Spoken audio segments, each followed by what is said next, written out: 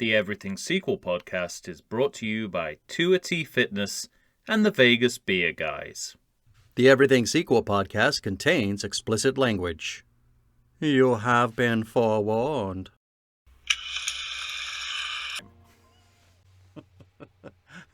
Michael Shantz here of the How Dare You Awards.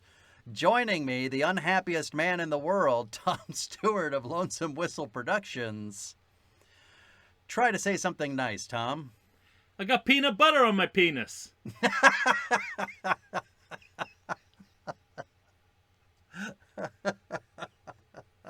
That's a setup. That's a setup to start talking about the comedy that you hate in this film. I know what you're doing. I was going to, believe it or not, I was going to say that there are certain moments of acting and situations that portray the comedic origins of the filmmakers.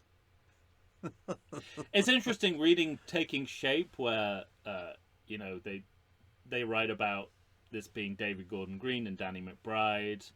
That seemed like the least suitable people to take on the Halloween franchise, given their background.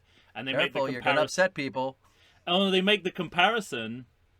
It's like nothing about Jordan Peele's career would have suggested they would make Get Out, and I'm like, yeah, that's true. Apart from every single Key and Peele sketch ever produced, right? But there is actually nothing in the canon of David Gordon Green and Danny McBride to suggest where they intersect with the world of horror and specifically Halloween. Well, this is, the rubber match, I guess, because you and I agree on all the other films in this series, or this, latter half of the series. We're pretty much in lockstep on H2O, Resurrection, and Kills.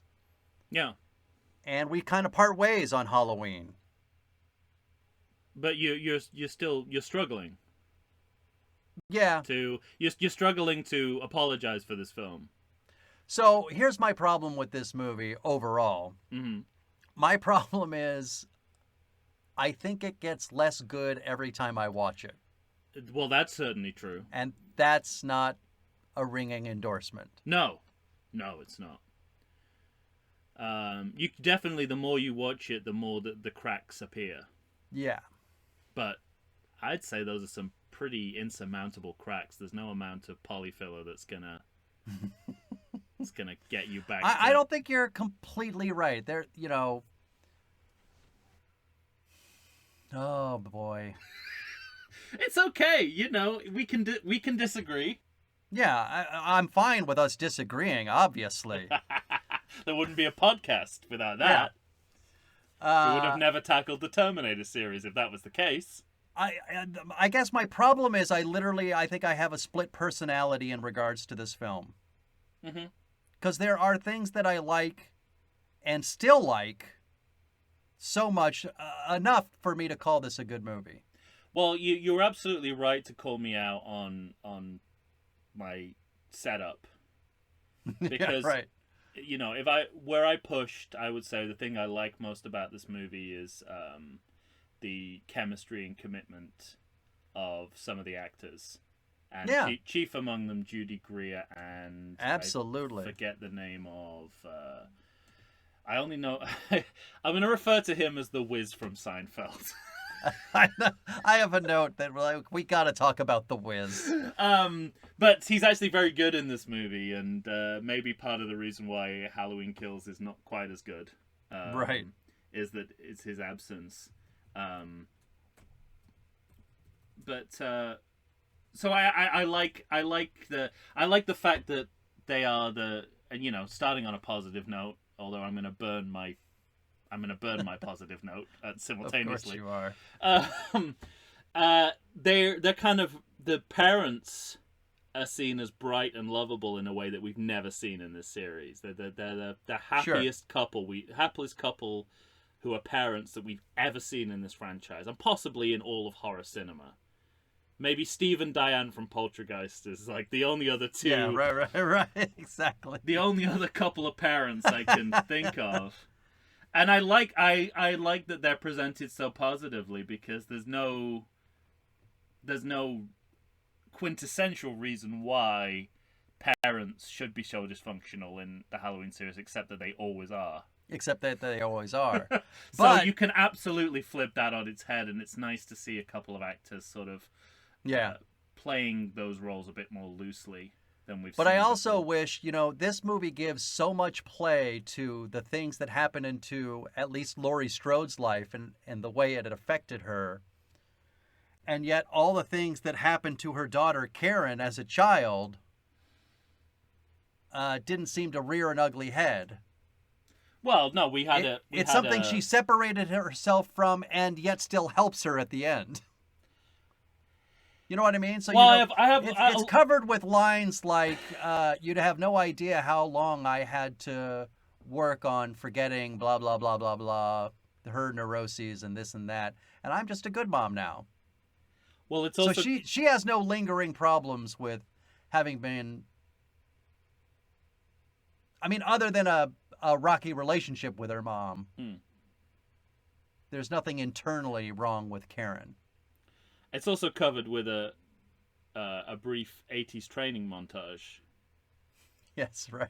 which is another mark against the sort of the genre of the direct sequel, in that you have to invent events that happen between the two movies, and that effectively you're sequelizing those, not the original movie.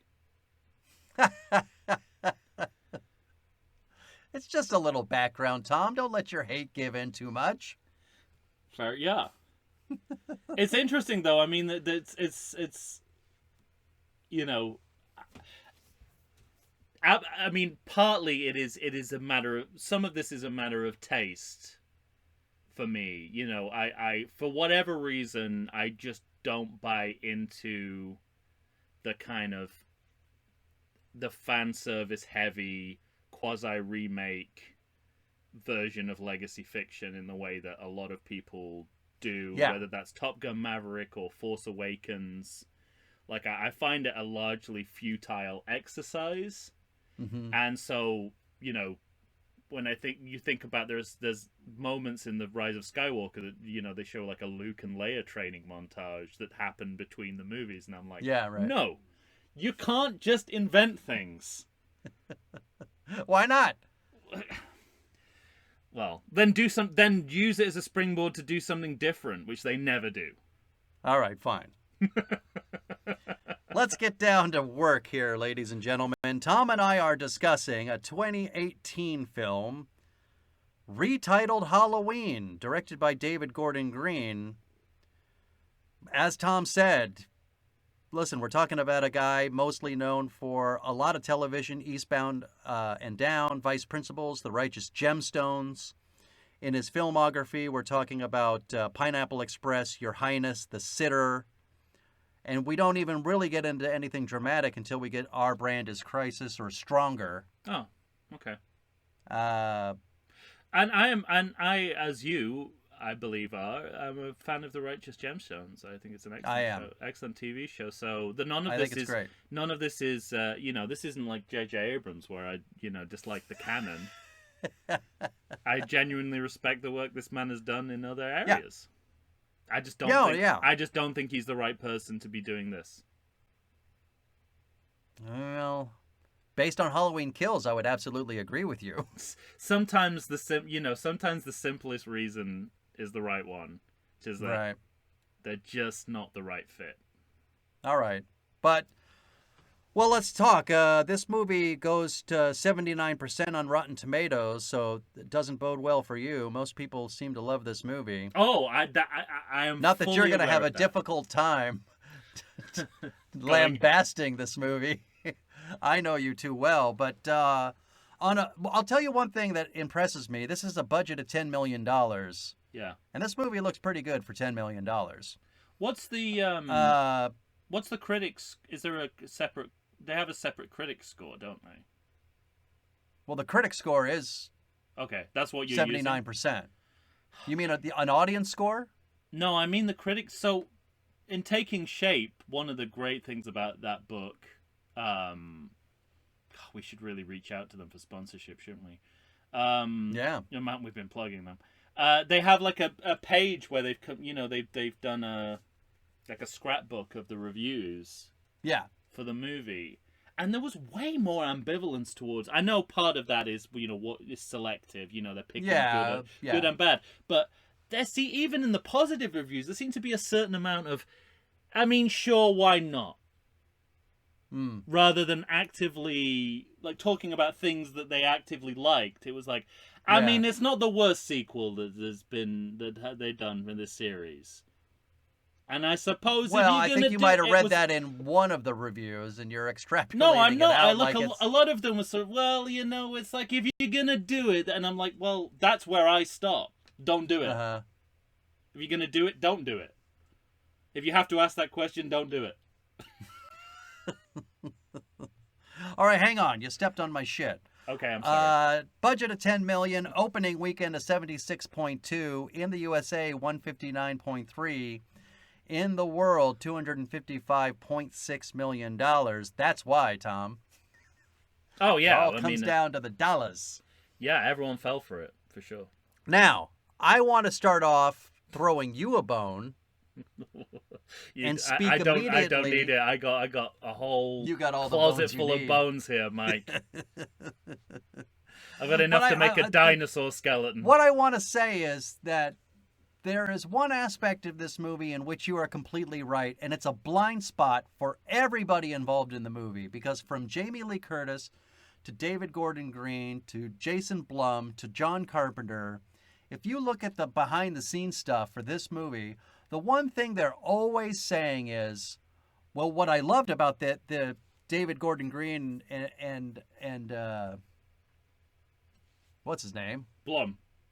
No, the writer, McBride, Danny McBride. Yeah. There's another one as well we should be acknowledging. There is another one, but the when the pitch meetings were happening, Danny McBride and David Gordon Green had pitched this idea, and the resounding feedback from everybody was, I just have never heard anything like it. Oh, they just were doing something so different. And as we're talking about movies like H2O. I'm telling you, mass hallucination. Mass hallucination. This is like Ned Flanders' Maud theme park. It seems to me that everyone is sitting under a gas pipe. It seems to me that they are latching onto one single idea, and that is, we have also excised Halloween 2 from canon. Yes. Yeah. And that's really it. That's it. Which is... The idea is that Michael Myers was caught on Halloween night in 1978. Yeah. And that's our starting point. Now, nothing has happened in 40 years. Nothing. Except Laurie Strode is... Except a short 80s training montage. Yeah. And everything that happened in H2O. Shit. Well, that's the thing. It's sort of like... And to take that one step further is, okay, you've made that call. It's, it's a justifiable call, because you could definitely say that... Okay, that was one of my questions for you. So, well, okay, fine. I mean, Thank you. Shut up a little bit. I don't think that's necessarily the wrong call, but the question is, okay, what have you got? What's up your sleeve that is going to be better or better done than what we've already had? And the answer is a resounding nothing. I don't think it's a resounding nothing. I know, but I genuinely, I could not come up with an example if I tried as to how... And for them to sort of then go back... Come on, you're a big fan of inversions. You don't like, I think one of the reasons... What's inverted here? It's all the inversions are fake inversions. The hunted becomes the hunter. Yeah, I've never seen that before in a Halloween film. Fucking hell, come on. I think there's a difference. Are you specific? The deadliest game of all, man. I mean, come on. Fucking fuck. I think the manner in which it plays out again. is... H2O. I know. But I knew you were going to say that. But H2O, it's not like she's an alcoholic who just decides to do it because she was talking about Frankenstein earlier. Like, she just grabs an axe. It's not something she's been planning for her whole fucking life. But I don't like that choice. Okay, that's fine. I mean, but it's like... So here's where... It reduces the character to her trauma. Yes. And that's the other part of it that I don't like. The one thing that I think this movie should have done that it never did was, I think Laurie Strode should have been an upstanding member of the community. Yeah. But with 2 failed marriages still, but still the gun nut. As if she's wearing a mask that she presents to the world. I mean, I agree with you, but when you say that, I go, well, is that different enough from H2O? No, it's not, so don't bother. But then that means don't bother making a film with Laurie Strode, and like a Halloween with Laurie Strode. So this is the problem I have. I can never get past that. It's an immediate obstacle as to why do you think what you're doing is in any way different to what has already been done. Well, we talked about this in the ranking episode. I had mentioned that I think they thought it was enough that she was a recluse, that it had traumatized her so much that, and that's she was a shell of a person. This is the least offensive of the 2 David Gordon Green Halloween movies. But I think it's pretty offensive to suggest that you can reduce the idea of someone being a survivor of trauma to, you're like a survivalist gun nut now. Mm-hmm. I think that is not a straight line in the way that this movie thinks it is, and I think it's offensive to suggest that you would become, this sort of proto-interactionist character because of the trauma you lived through. I get that, but at the very least, it's a choice. It's a pretty extreme choice. That I agree with. That doesn't make a hell of a lot of sense, and again, effectively it makes the character more one-dimensional. Yeah. Which is not to say that, again, if we'd have gone from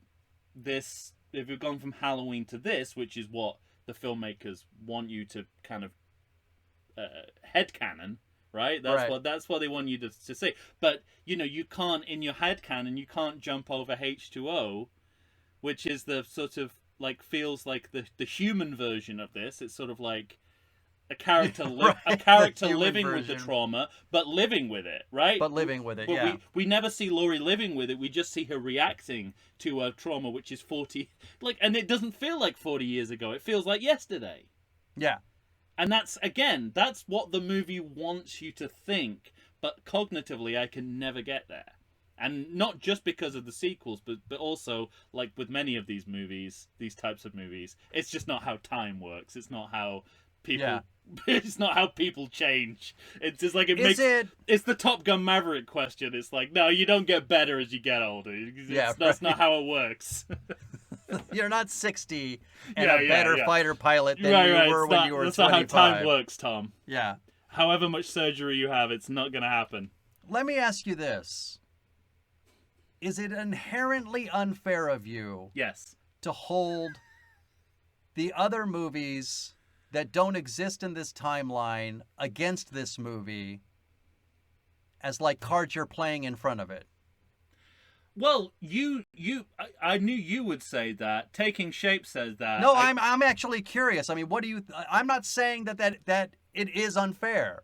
I really don't know. I go back and forth on that. I obviously have more of a problem with it than most people do, but I just think that there is something inherently disrespectful to enter a series, wipe out 2 timelines, and then derive the majority of your content from what is in those 2 timelines. But can't more than one thing be true? Can't they, for simplicity's sake, say we want to take this story just directly from The One Night in 1978, but still have love and revere for the other movies to include little homages to them. I don't think I can't do that head tennis. Okay. And maybe that's my problem, but I there's a It's not as big a problem for me, and yet it's a fundamental level and of yet, disrespect when they for do the it in the people who next have made movie- these films. what's that? It's a fundamental level of disrespect from the people who have made these films, and for me, what it speaks to. See, what I think you're calling disrespect, they would call reverence. I think they. Well, if they like the films so much, why do they? Why are they encouraging fans to see them as illegitimate? See, I think that's a leap you're taking that maybe not everybody else is taking. I don't think they're necessarily because you excise a timeline, you're saying that those movies are illegitimate. Yeah, maybe it's my cognitive dissonance and not everyone else's, but I think I think it might be somewhere in between. But on if an I'm being honest. intellectual property level, I mean, in no other industry would you get away with that. Yeah. You know, it's like these are people, these are filmmakers with their own visions, and I mean, you know, there's definitely a sliding scale here. I mean, you know, if for some reason you want to revive the dumb cop shtick from Halloween 5, go ahead. I mean, that's on you if you want to bring that back. You're not offending anybody by doing that. People will more likely ask, really? Okay. But again, That's funny. You've got this is 40 years after Halloween. In between that, you've got H2O, and there's just so much crossover here that it looks like theft. Mm-hmm. And I think that's the biggest issue I have, is the sort of, we're somehow better than this, except that we're doing exactly the same things, and we're lifting all the best ideas. And this is not, it's not a small part of the movie. And sometimes doing them poor, It's not a small part of the movie. I mean, sure, the Halloween 3 masks, I get that that's just a fan service. I was going to ask you about that. Like, well, fine. I mean, but that's not story. That's not characterization. Right. That's not tone. That's not all the things that is completely inherited. Yeah. Added to the fact that you're quasi remaking Halloween the 78 version with Carpenter's approval, but that's what you're doing. Mm-hmm. I just don't know what this film is offering me that I haven't already seen, if it can't offer an alternative vision for how to do it. Does every sequel have to break new ground completely and totally? No. Okay. Well, that's it. I mean, then it's on you to do everything with a level of Perfectly. competency, which this film does not do. I'm sorry, it just does not. Its storytelling is clunky, reverse engineered. It's full of circuitous logic. It looks like people who are more comfortable writing sitcoms. I hate to say it, and I don't want to say it, because again, I'm happy for people from other genres and for fields the of audience. media. Give an example. Oh, well, one happens very early on. When a mask is produced out of a suitcase. Though, how hard do we have to work for this to happen? And we have to reverse engineer it so a fucking British podcaster knows the Attorney General for some reason. I mean, it doesn't seem like the world's most egregious leap. So this is the thing, and this is where I actually take more issue with because a lot of that scene I like a lot, like the look of it. I like that checkered board, sidewalk, courtyard, sidewalk.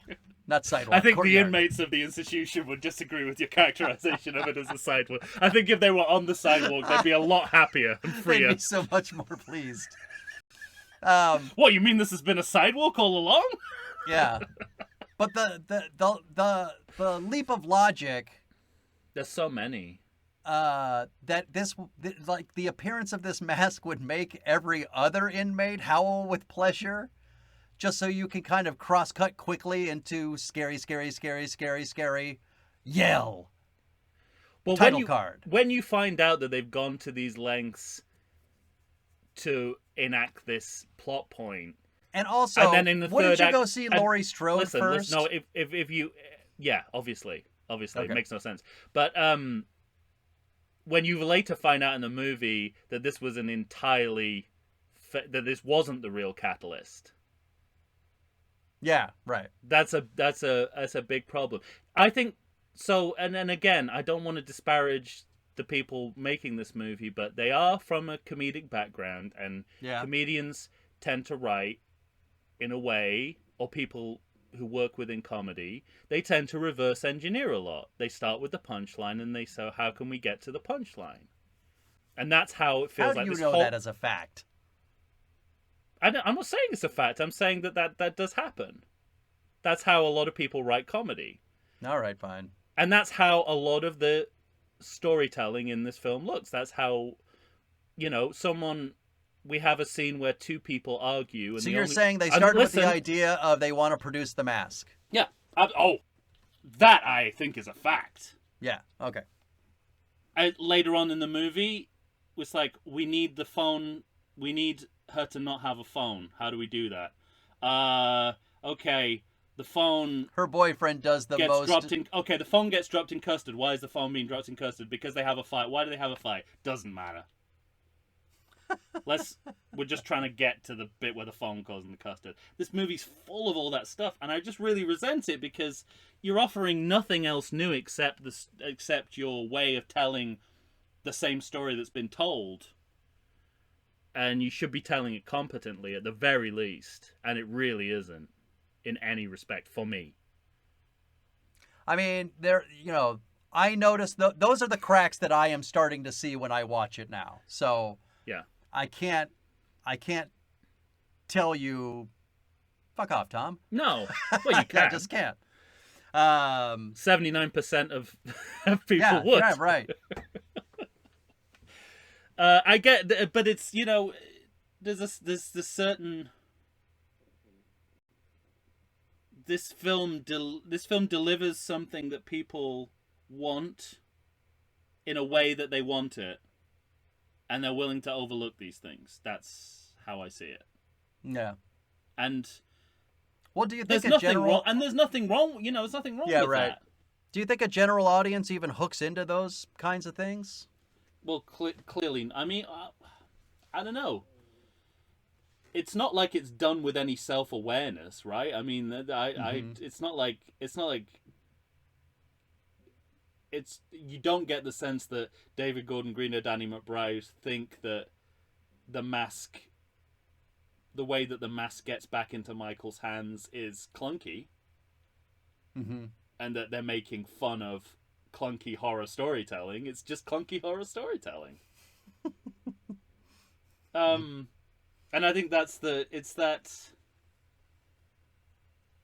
something kind of you used to have blind spots, and there are so many blind spots in so many areas. Well, and how do you, I think that's a going back to the cell phone conversation. Like, that's a real world thing that horror movies of today have to contend with. Yeah, absolutely. Well, you don't have to drop the phone in custard and invent an argument that has no reason to happen, except for the sake that you're trying to get a phone into a bowl of custard. I mean, couples. He could have, I think you're right, but I could see that obviously they needed to get that phone out of the picture. Except and that's the other element of it. Like, sometimes they make work for themselves that they don't need to make. Like, why do Laurie and Frank have to know each other? It has no bearing on the narrative. Yeah, right. It's just it's full of. So they can have a tender hospital scene next movie. There's not really even a sense that Allison is going to her grandma's house. She's just wandering aimlessly through the woods and seems to get there. This movie does not have a grip on its own storytelling. I really don't think it does. Well, I And have I'm to admit surprised that so many people were because the movie doesn't played even make along. it clear if Allison had ever been to her grandmother's Exactly. house. If they had at least done that. I mean, once you saw the mannequins, you could make an educated guess that that's Sure. where you were. Yes. Oh yeah, crazy grandma. Yeah. All right, I tell you what, We haven't talked about anything. we haven't talked about anything, but I have to tell you on this one, I think we're gonna just argue more than actually talk about the plot. But I've got lots of specific examples here, Mike. You just don't want me to get to them. This is going to be just you filibustering. That isn't will it? work out just fine for me. Thank you. We're gonna take a break, everyone, and we'll be right back. Right after And we'll talk this. about. Does the coronavirus have you feeling oogie? Have you been sitting on your couch for weeks? Nay, have you been sitting on there for months? Well, it's time for you to get back in shape. Check out 2AT Fitness. You can find them on Instagram. You can find them on Facebook. 2AT Fitness was started by Tina Bernard. She is ready and raring to go to help you get back into the shape you want to get into. They've got all kinds of classes. They've got outdoor in-person classes. They've got online classes if that's what you prefer. Ladies and gentlemen, it's time to get back in shape. You're going to find a variety of exercises. You're going to have strength training, cardio, weightlifting, even fun 5-minute burnouts that will push you to your limits. So get off the couch, get into shape. Go ahead and check out 2AT Fitness. Tina Bernard has got you for all your needs. I know her personally. She's fantastic. You're not going to meet a better person to help you become the new you. Check it out. And we're back, ladies and gentlemen. Tom and I are here discussing Halloween 2018, not 1978. Tom, your blood must be boiling. No, I'm surprised. You had credit about, notes, as I understand. I'm surprised how lucid my arguments are.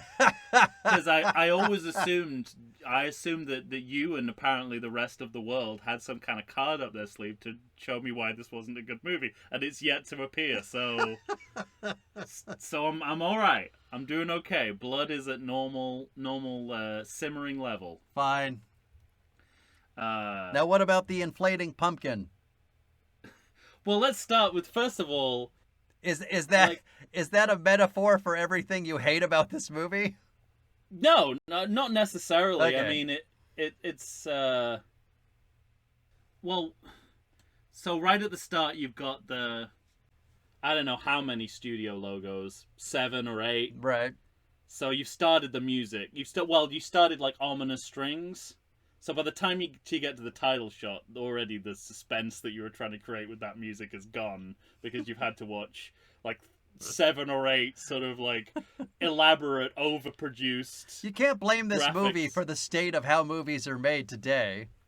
I thought we were done with this, though. I thought we were done with like the sort of 20 different production companies, the thing that Family Guy parodies. Yeah. I thought we were done with that, but apparently not. No, let's say we all split so we, lower our risk.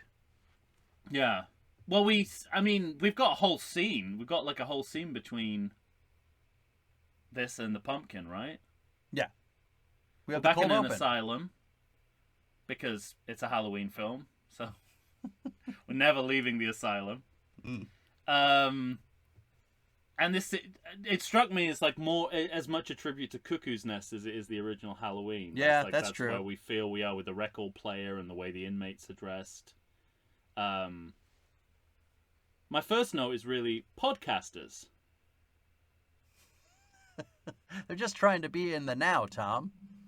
Is it a good? I mean, I don't dislike the idea. Oh, I think it's a fine idea. Like, I have no issues with it. I'm not done yet. Uh-huh. So I like the idea of a true crime podcast being the catalyst for bringing Laurie and Michael back together. Mm-hmm. But it would have been better if that actually was the catalyst and it didn't turn out to be a completely different catalyst that is revealed 2/3 of the way into the movie. You and I are in lockstep on that. Like, And Well, I'll save it, but go ahead. yeah, because I got more. And if this movie understood what podcasting was. Because how is this different from any kind of journalism? The way it's represented here. Mm-hmm.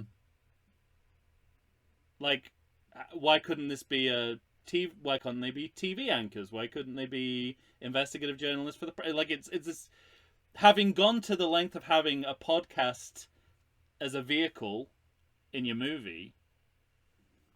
To not only is it absolutely meaningless for the rest of the movie, it actually doesn't even understand the medium it's referencing, which I think is, again, like it's a mark against this movie, and it's a tick in the column for Halloween Resurrection. It understands what the internet is, Right. and what reality shows are. This movie does not understand podcasting, at least as I know it.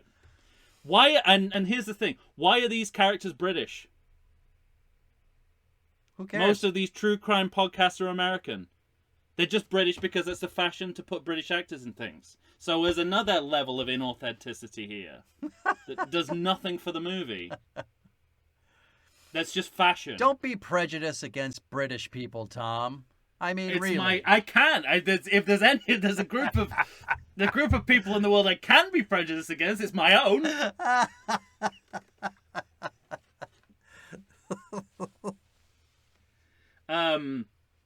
Yeah, we've already talked ad nauseum. The mask is Sure. nonsense. But see, here's the funny thing. I remember seeing this in a movie theater that night, and I think it was, part of it's just my excitement. I didn't. The gas main had broken, and you were all like seeing I a had different no movie. idea, like the bullshit that surrounded it at the time, but just hearing him say something followed by title card. Yeah. I mean, I remember out loud saying, "Yeah, come on," Oh, wow. I was ready for this movie. I find that hard cut offensive. It's a very strange editing choice. Also, I agree with you now. Also, I don't want to skip over the fact that it feels like we've gone back in time in regards to how we're representing mental illness. Yeah. I mean, it's a total freak show there, in a way that no 2018 film should be representing such people. But or I did notice 2021 movie for that matter. But I did notice Because we're not done with these guys. No, not at all. And I also remember that Sartain, though, before they go out to the courtyard, he's kind of like hugging some patients. So you have this moment of mental health has come some ways. Yeah. But then that is undercut by the scene that precedes it directly, and then that character and the choices they make with that character. You're absolutely later right. in the and film. I think this movie does not know what to do with the idea of psychoanalysis. It keeps telling us to pay attention to it and simultaneously ignore it. Yeah. And that's why Sartain is such a difficult character to get your head around, because at this stage I would love to applaud that character as a big swing, but even the first time I saw this movie, this is my Dark Knight Rises portion of the movie. Yeah, completely. Because once he makes the choice that he does in the middle of this film, I remember having a moment of, yeah, and then ignoring it and dismissing it. Let's say for, you're absolutely right. Let's say for now, at this stage, he's being sold to us as a Loomis surrogate. It's total imbas. He worked under him at the university. It's quite interesting that, they've reset the timeline and killed off in their own little 40 years of nothing. Right. In their 40-year void, they've killed off Loomis. Which I think is sort of like, technically you could still have that character, but okay. But we've given him a surrogate, even though he never died in this timeline. Sure. So that's how we're introduced to them, and then the rest of the film is about kind of subverting that idea, which I agree with you is it could potentially be an inversion and a big swing, Yeah, right. but is neither. Yeah. No, it's really not.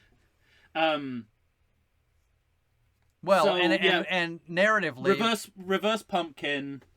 yeah, I mean, that sums up the. I think they say it in Taking Shape. You know, the movie announces its intentions. Like, yeah, we're right.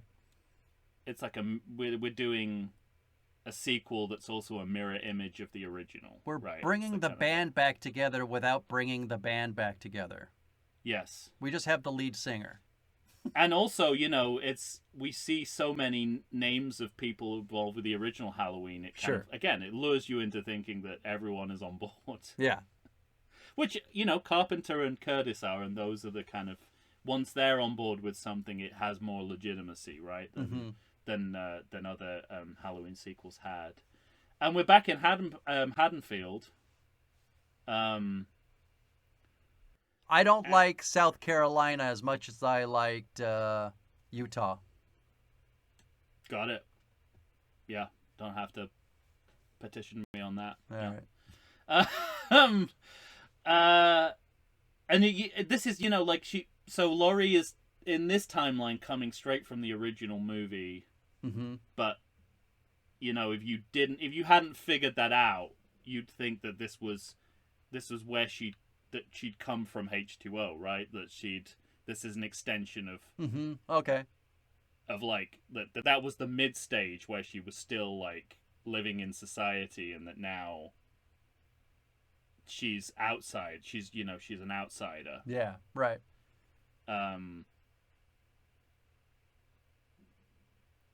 That's interesting. It's kind of, and something else that's interesting here is like, again, you know, she's reduced to being a trauma victim. That is her defining characteristic. Correct. But see, and also, unlike H2O, they try and reproduce the original cut of her hair, which they also we didn't mention in Resurrection. Yeah. She goes from having short hair in H2O to the long hair, looking like the original Laurie, which is again what Rick Rosenthal did in Halloween 2 with a wig. So it's like, it kind of melds your mind. And here they're doing the same. They want you, again, it's like when Harrison Ford as Han Solo walks in The Force Awakens, they want you to think no time has passed at all. Right. As much as possible. Despite the gray. Well, I was going to say, but the gray kind of gives it away, doesn't it? And the sort of 40% more ornery, the 40% more orneriness of old Harrison Ford. Well, and Laurie Strode. They want you to get. That's the thing. It's like it's not how time works. It feels like these characters are preserved in amber. Like the only thing that is significant about them happened the last time we saw them, but that was 40 years ago. So here's the funny thing, Tom. I was thinking about this just last night. I thought, I can't believe I'm saying this because you're gonna love it. But you know what would be the most interesting movie? A movie without Michael Myers that explains how she got into that house.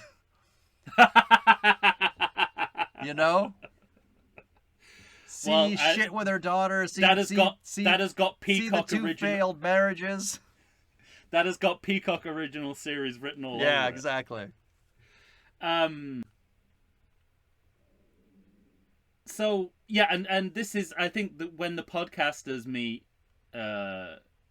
Laurie, this is where we get the sense of like, not only are we haven't quite confirmed yet that Halloween 2 doesn't exist in the timeline, but certainly it doesn't. It's saying that there was Michael Myers killed randomly. Like that is you want a headline from this scene. It's like there was no rhyme or reason to his killings. Right. Well, to the point of your quotable from our ranking episode, there are no new insights. Yeah. Which, admittedly, not the sort of thing you want to admit in your new movie. No. But for me... And again, a slight counter-argument to what I said about nothing happening in the past 40 years is there are plenty of events that have happened in Laurie's life, marriage, divorce, loss of custody, but they're all tied to the trauma. Yeah, right. And that, again, is not quite how life works. Like things happen. I go back and in forth on that between though, Tom, because the for some trauma- people that is how it works. But it's not in a. I mean, H2O is a far more representative version of how you incorporate trauma into. No, like, there's no agree sense with of the you. everyday here. There's no sense of like what everyday Laurie is. Well, yeah, but like how did she buy that house? What does she do for a living? It's a very good question. One which I think the screenwriter should be prepared to answer. Yeah. These are the cracks that I started seeing, and I can't let them go away. And it upsets I'm sorry. me. I'm so sorry. Well, on the plus side, here's where we meet. You know what Karen it and is? The Wiz. We do meet the Wiz. We're going to meet the entire cast. It's like, let's introduce the new cast right now. Because we're going to He meet... gets peanut butter on his penis, and it's hilarious for 10 seconds. We're going to meet, daughter, son-in-law, granddaughter's friends, all in a span of about 10 minutes. Boyfriend. Yeah. We're going to get exposition like, remember you got into, remember when this happened, Yeah. All the things that are great to have in a movie from 2018. Here's the thing. I'm starting to cotton on to, like, what I think made this movie work when I first saw it. Yeah. I think there are emotional aspects of this movie that an audience can latch onto and understand. Mm-hmm. Even if the setups for those emotional things are, like you said, based on bullshit or cheats. Oh, and reading taking shape, reshoots, afterthoughts. Yeah, right. But that I think there's a basic emotionality that's still within this movie that still kind of makes it work.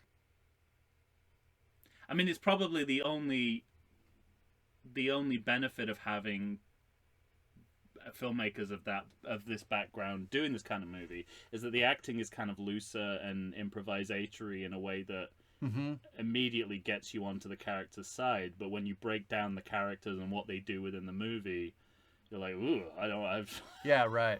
now I don't like them anymore. Yeah. But I like these actors. Yeah. I'm I'll watch Judy Greer in anything. I'll watch Toby Huss in anything. Absolutely. But that's, Toby Huss, by the way, is the Wiz, everyone. Yes.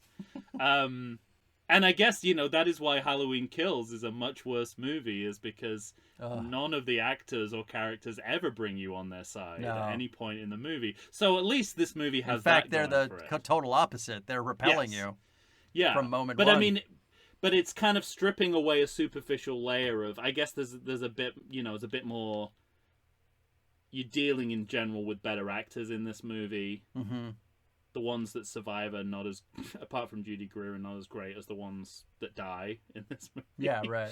And so, everyone seems to be enjoying working together, and you feed off that. Yes. But if you strip that away, then you're just like, I hate these characters. Mm-hmm. I really despise them all, and I don't want anything to do with them. And that's the whole of Halloween Kills. You feel that way without any gloss. Yeah. Yeah. You're right. You're right about that. God damn it. But this is when the trio of teenagers. Do you like the kids? Not particularly. No. But this is where I think they're all fairly natural actors, and I actually really like Andy Matichek or whatever, who plays Allison. Oscar? Yeah. Oh, Allison. Yeah, I think she's done a disservice by the script. Again, she's just they're only characterizing her in relation to her grandmother. Her grandmother's trauma. Yeah, and I don't know anything about as you've said, I don't know anything about the relationship other than how it was affected by Michael Myers, and I just don't think that's good character writing. But this is a crucial point, because this is where the movie says out loud what to this point has been an undercurrent, which is Halloween 2 doesn't exist in the time. Right. We've well, okay, I won't use the word retcon, it's pejorative. We've reset the timeline to the end of Halloween 78. But it's still a retcon. Yeah, it is, but I don't Even want I'll to give you that one. But so, and it's with the line, wasn't Michael Myers her brother? And it says, no, that's just something some people made up. Yeah. Obviously, I don't like the way that sort of paints the people who made the sequels that you're choosing to ignore.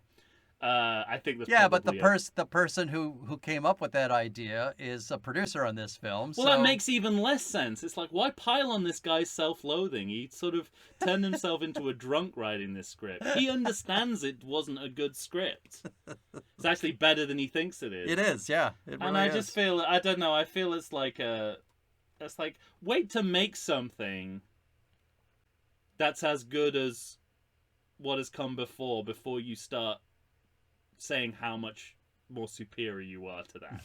I don't know. That's the way I feel about it. There's lines that are trying to kind of get in front of the critics and the naysayers. Like, they say, by today's standards, it's kind of quaint that he only killed 5 people. He only killed a few people? Yeah. Which I guess is something they kind of need to do. Well, because over the course of these 2 movies we've had so far, a lot of fucking bodies. It's interesting from like a set and costume design point of view that this trio of teenagers, when they're walking down the street, they're obviously meant to make you think of the original Halloween. But then they're like, God, how can we distinguish it and let them know it's 2018? Blow up a pumpkin? Give her a boba milk tea and put a weird hat on the other one. Oh, Done. yeah. Actually, on this viewing, it was the first time I ever noticed that it was a bubble tea, a boba. Yeah. Yeah. Bubble tea. Yeah. And I mean, I kind of thought the way that they interact with each other reminded me of Superbad and Booksmart and that kind of that style of representing school kids. Yeah. That it had as much to do with that as it had the original Halloween. Once again, when we get in the classroom, highly relevant book that they're reading. Per always. Never an irrelevant book in that classroom, is there? And also, again, it's like this just happened to happen within the same, like, within a minute of each other or whatever. So I wrote it down as one note. But we're reading a highly relevant book in the classroom. Well, somebody's outside. And Michael's being transferred. Yeah. From one institution to another, like, same old storylines. Look how far we've come. How about just leave Michael where he is? Yeah. Just once. Or just don't do it in the fall. Steer clear of that entire season. And that's the problem. Like, I think you could do that in a self-aware way that might actually work for a kind of postmodern audience, but that's not what this film's about. It's like strangely genuine about some very clunky things that I think it would be best advised to go down the Scream route of, for me.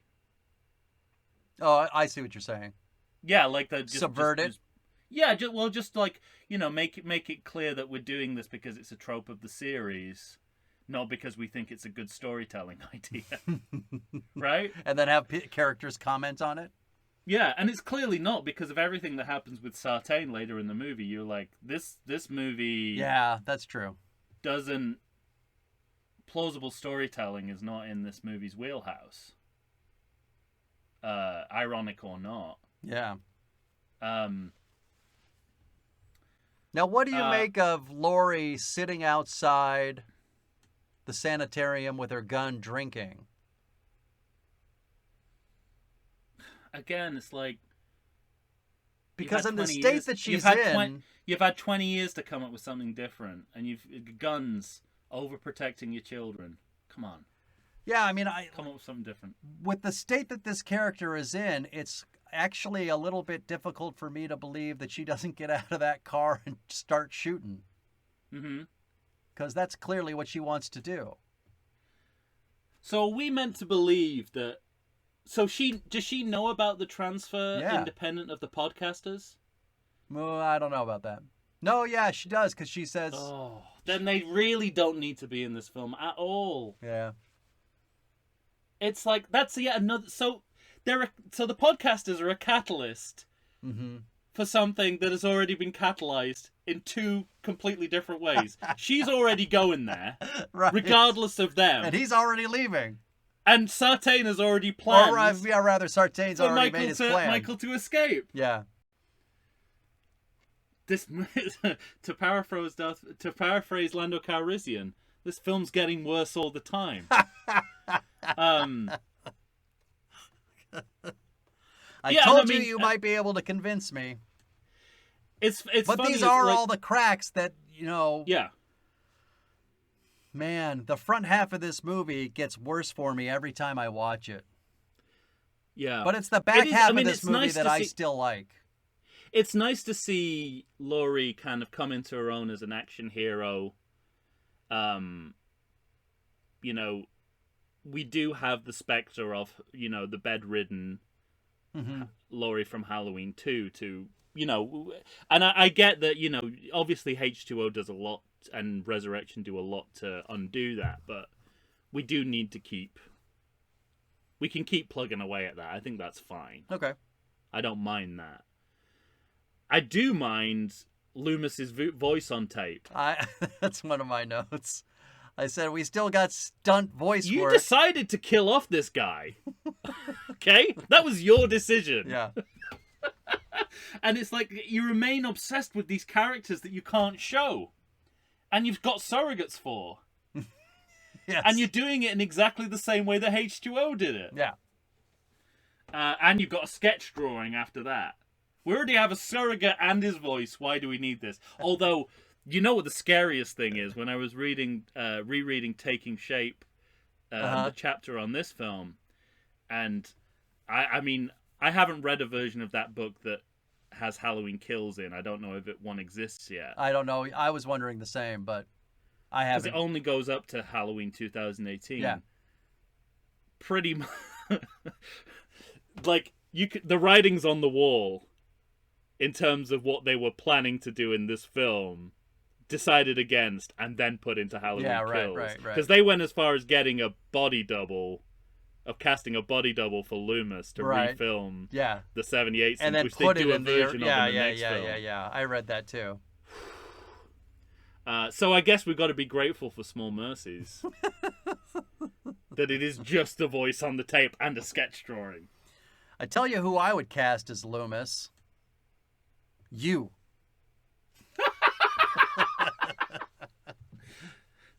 I think I've already angered enough Halloween fans. I think you'd be a great Loomis. I'd be a better Loomis than Sartain is, that's for sure. I'll say. What do you feel about referring to Michael as the Shape?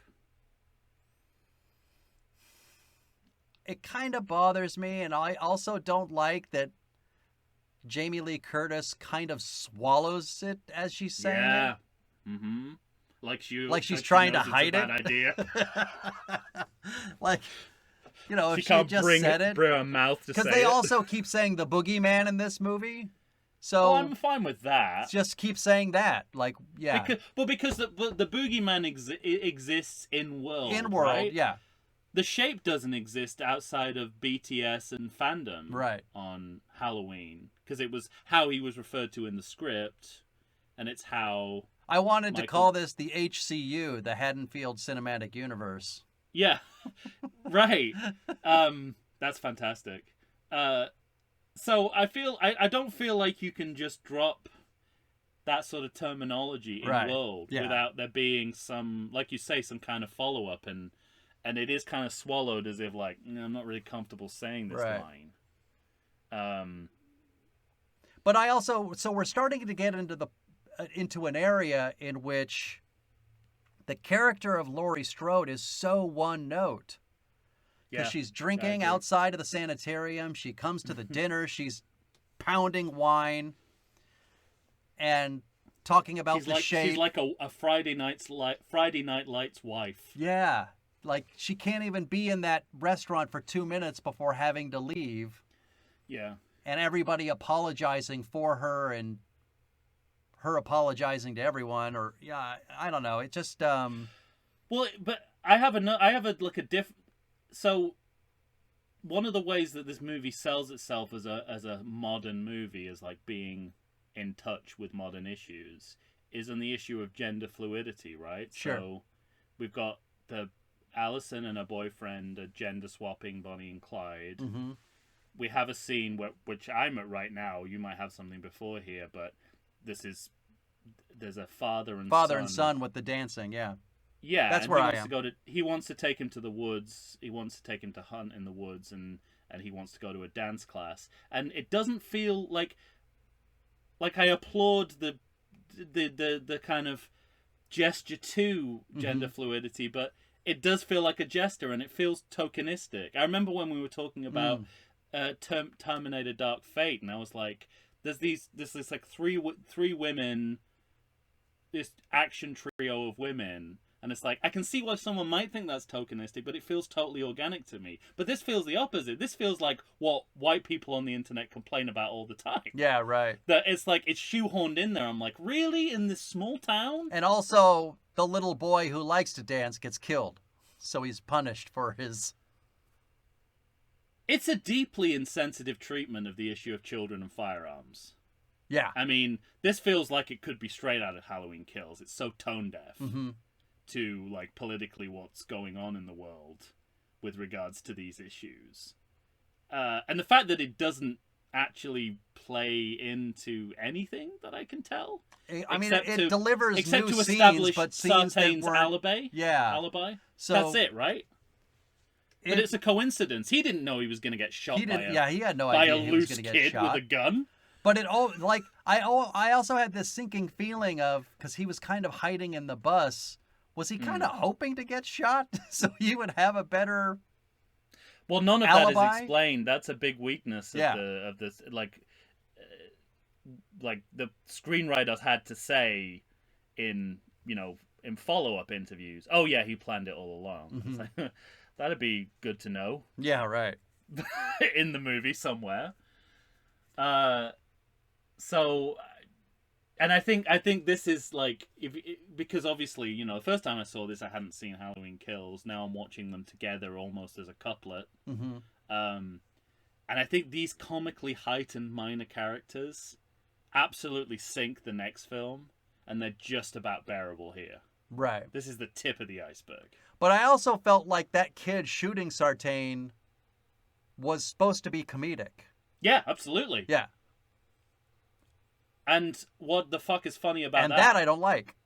No, it's like, what the fuck is the joke here? And in 2000, there are mass shootings at schools all the time. Right.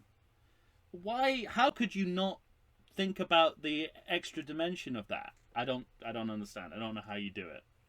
I agree. I tell you what, why don't we take another break? Are we far enough in? Okay. Probably not, but No. we'll see how far we get. You just don't want any more of the movie ruined than I already have. I like to think I know something about beer, but nowadays even I get overwhelmed when confronted by the exhaustive selection of craft beers they have at bars, breweries, and even grocery stores. Back in the day you had one, maybe two craft beers to choose from, and if you were confused, you ordered a Guinness. But in beerstinations like San Diego, the craft beer options lately are in double, sometimes even triple digits. So what's a beer drinker to do? You need what I need, the Vegas Beer Guys. Your beer of choice should be a perfect blend of malt and hops. And so a live show about beer needs that same balance. And the Vegas Beer Guys matches beer expert Dan Aker with self-proclaimed beer novice Stephen J. Weiss. The results are eminently drinkable. They're on Facebook, they're on Instagram. They'll try new beers, they'll tell you about beers. Think of them as your beer Sherpas guiding you up a foamy-headed mountain to reach the peak of your pint. God, I need a beer.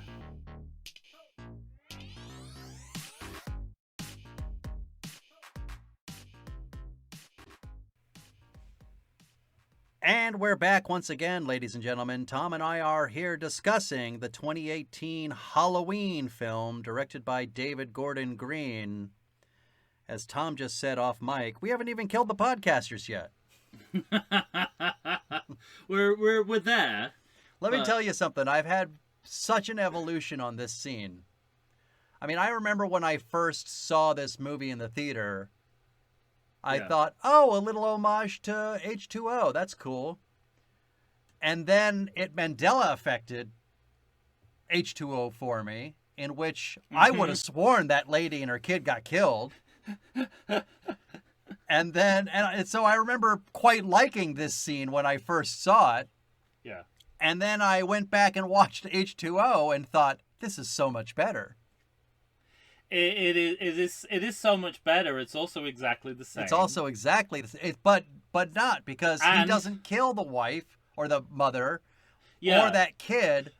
And what I like about that kind of horror is it's the thing that sticks with you. You can imagine being that mom and living with that memory for the rest of your life. Mm-hmm. Which would actually play better in this movie, which is all about trauma. Yes. PTSD. And, it's on this watching that I thought, oh, they really fucked this one up. Because what if he got that mask and then took off in their car? I mean, something else might have kind of happened within that. Maybe they see him or something. I don't know. But, like, if they hadn't died, but had to know how close they came to death, that would have been really interesting. It's definitely the worst of the three restroom sequences in Halloween movies. Yeah. And I'm including the one in Rob Zombie's Halloween. Which, by the way, so this is the third iteration of this set piece for starters. I don't like anything about this scene. I don't like the fact that they shouldn't have the mask anyway, logically. But I'll give him a break on that. If you've got the mask, which is supposedly this now a historical object, you don't casually lay it out in your trunk for any old fucking hick to find it. And just how these podcasters are supposedly worldly journalists. How do they not know that it's called a restroom in America? And that you would say, let's go into the shop. It's like are these fish out of water British people? Or are they these field journalists? You're not even sticking up for people from your British own stereotype? country. Are you going to go British stereotype, or are you going to go worldly journalist? That's the only two. You can't have both. Well, maybe this is their first foray into an American story. Except they say it's not. They say that they've covered a bunch of these. Really? Yes! Damn it. They say we've covered crimes here and there and in Hicksville, and I'm like, shit. Oh, and you haven't figured out that it's called a restroom yet? Fuck off. For everyone else, Tom, I just want you to know, they need a reminder, they're British. Don't forget they're British. Oh, no. That's absolutely what it is, but they don't need to. But they don't need to be British, and it actively harms their characterization to be British. So all of this bothers me. Now, do you think we're seeing a little too much of Michael's face? I feel like I could pick him out in a lineup at this point in the movie. Well, certainly just based on that eye. So yes, under that criteria. Watch. Let's talk masks. We've talked about the fundamental principle of getting the mask. Let's talk about the mask itself. Well, I'm perfectly fine with this aged mask. I think it's easy to recognize that it's a remade mask, that it's not really a mask that has organically aged over 40 years, but I don't give a shit. It looks good on his head. Doused in Jack Daniels from the Attorney General's office. I think it's a good mask. So I'm fine with it. Mask is better than the movie. Yeah, and I mean it makes so basically this movie, if this movie's cottoned onto one thing, it's that the mask is gonna have some wear and tear, right? I'll As tell you what goes it looks on. like, though. It So- looks more like a sequel mask to Halloween 2 Yes, exactly. than to Halloween. But they found a way to make that part of the in-world story Yeah. because it's been inadequately stored Right. for the past 40 years. It's literally, Which is, it's like it's been... not under Deborah Hill's bed, you know? yes. I was just going to say, it was like a real life Deborah Hill, a heavy smoker just under the bed. Yeah. That would So have been a I great have to cameo assume if that she that was the attorney general was a chain smoker Mhm. and just carried Yeah. about evidence from past crimes about in his Yeah. home. Secret trapdoor Mm-hmm. is my next note. Shades of Resurrection, Yeah. I think. Feels Laurie's house feels like the Dangertainment Maya's house.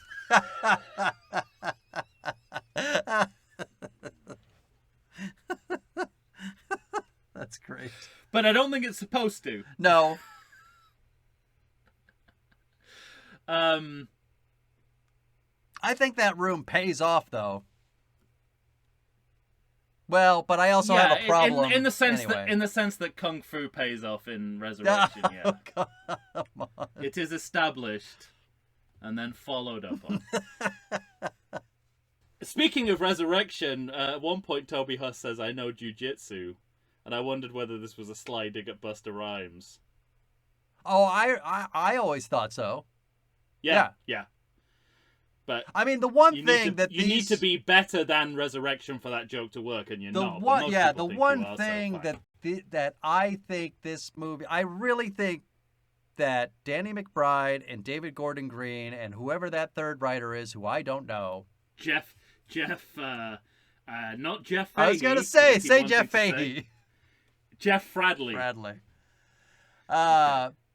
I By the time this episode ends, we'll be saying Jeff what Fahey. you're saying as they're discounting all these other stories, I think they had a genuine and earnest want to pay homage to every single movie in the series, despite the fact that they were creating their own timeline.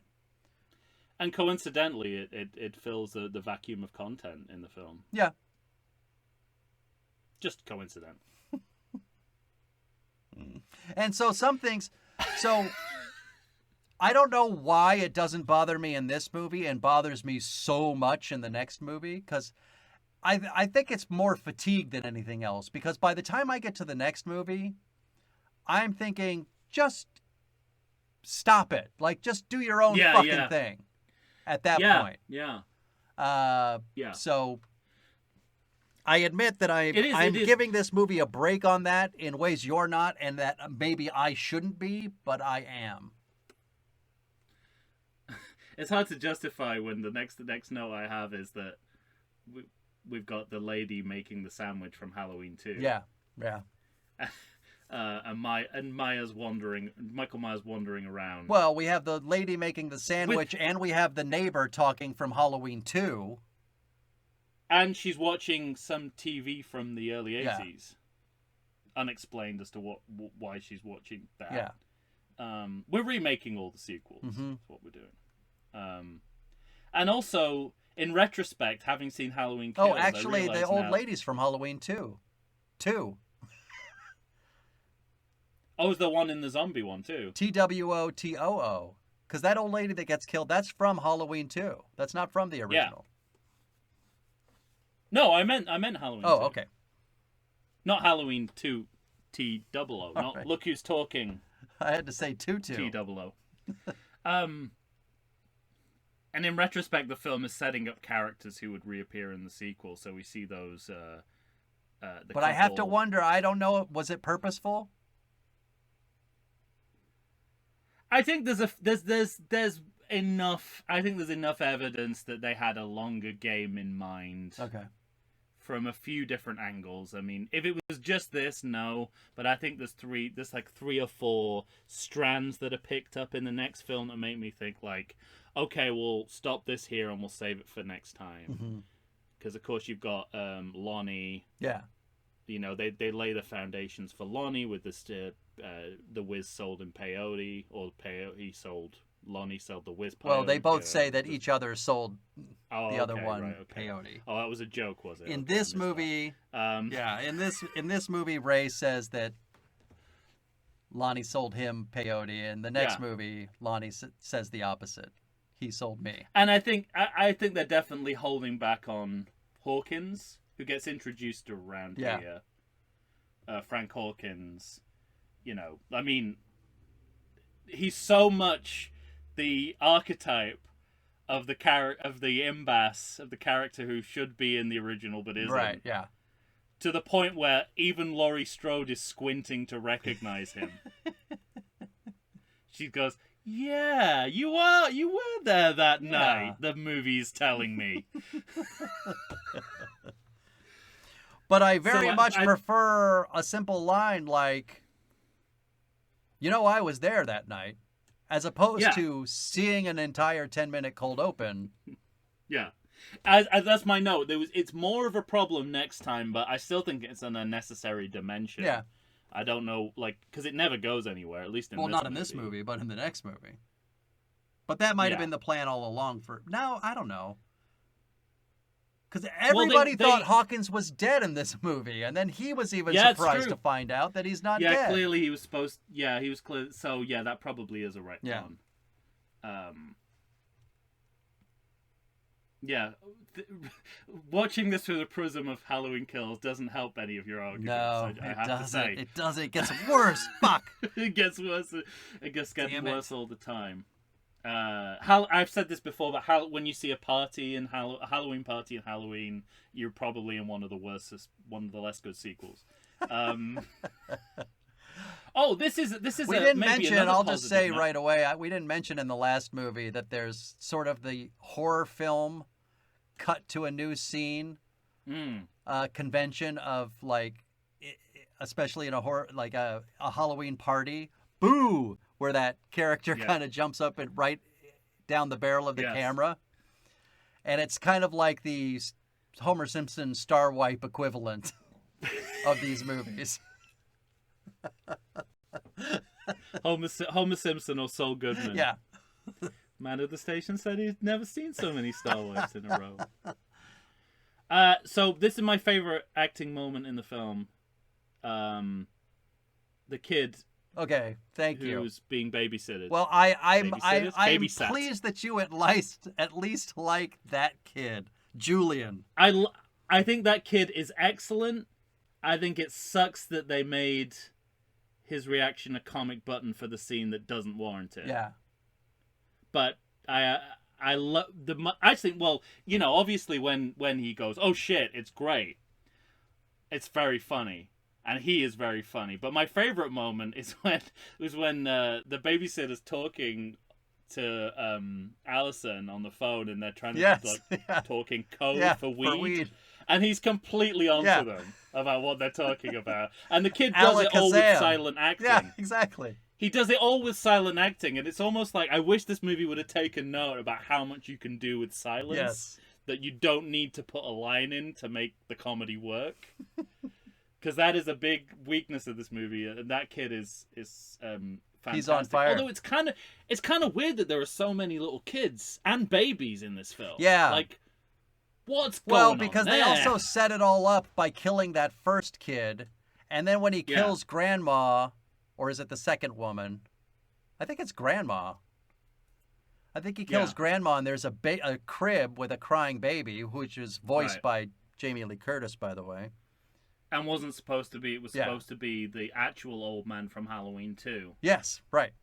Because this is Halloween 2, which is somehow they've also been preserved. This portion of the movie is Halloween 2. Yeah, they've also been preserved in AMPA since 1981. Right. But there's that moment where I remember thinking in the theater, if Michael Myers kills an infant, I quit this movie. Yeah. And I think that was deliberate. Yes. And of course he goes next door and then kills the other woman and then goes on. He's got to kill a baby in one of those zombie films. I don't remember, but It would make sense. I would be wouldn't it? so surprised if he didn't kill an Yeah. infant in one of those movies.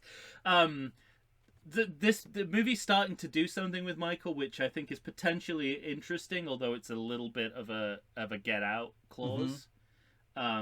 So they're referencing the original movie, but portraying it as if Michael Myers is doing it in world. So we have the ghost sheet again, which is obviously a callback to the original Halloween 78. But I think we're supposed to think it's Michael's serial killer calling card. I never got that. Okay. So why is he doing it again then? Because he had the means. And he couldn't come up with anything better. Well, he also put that pumpkin in the fish tank. He's like the serial killer version of Ricky Gervais. He's been telling the same jokes for like 30 years.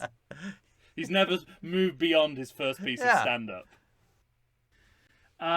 Another terrible reverse engineering, tattooing his death date on his shoulder when it was supposed to commemorate having sex for the. Well, also because he's supposed to have sex, but she tells him that he's going to get dry fucked.